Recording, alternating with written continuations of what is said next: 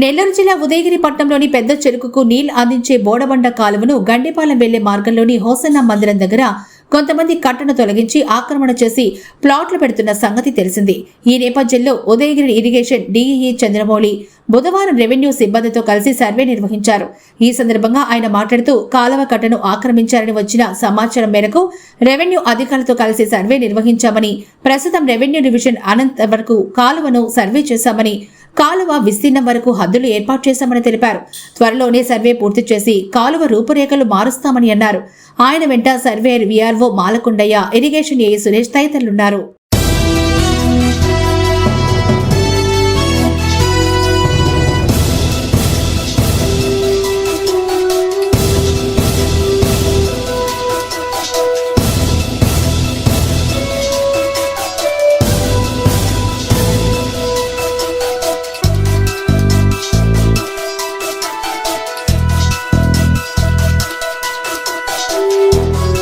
బోడబండ్ల supply channel అనేది దాదాపు 5 చెరువులకి ఆ కాలువ ద్వారా నీళ్లు సప్లై జరుగుతుంది.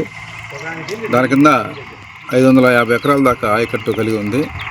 ఇలాంటి కాలువని ఇటీవల కొందరు ఈ లేఅవుట్లు వేస్తూ ఆ కట్టని చదును చేసి ఆ చెట్లన్నీ కొట్టేసి కొంతమంది ఆక్రమించేందుకు ప్రయత్నం చేస్తున్నది మా దృష్టికి వచ్చింది. మేము వెంటనే ఆ యొక్క కాలువ దగ్గరికి వెళ్ళి అవన్నీ కూడా పరిశీలించడం జరిగింది. అయితే కొంత భాగం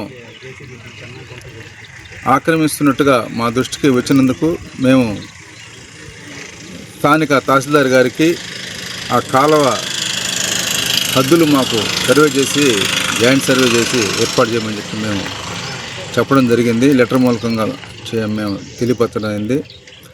దాంట్లో భాగంగా ఈరోజు సర్వేయరు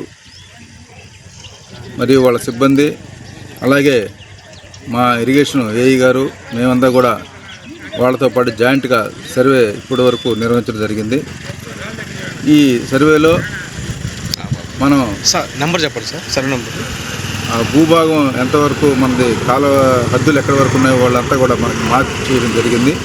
అవన్నీ కూడా మేము మార్కింగ్ చేసుకున్నాము.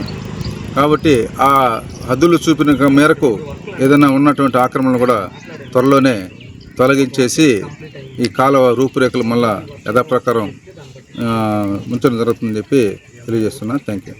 ఈరోజు మనం సర్వే కొంత సబ్ డివిజన్ ఏర్పాటు చేసేంత వరకు మనం సర్వే చేయడం జరిగింది. అంటే అక్కడ మనకు చర్చి ఒకటి నిర్మించి ఉన్నారు, ఆ ప్రాంతం వరకు మనం సర్వే చేయడం జరిగింది.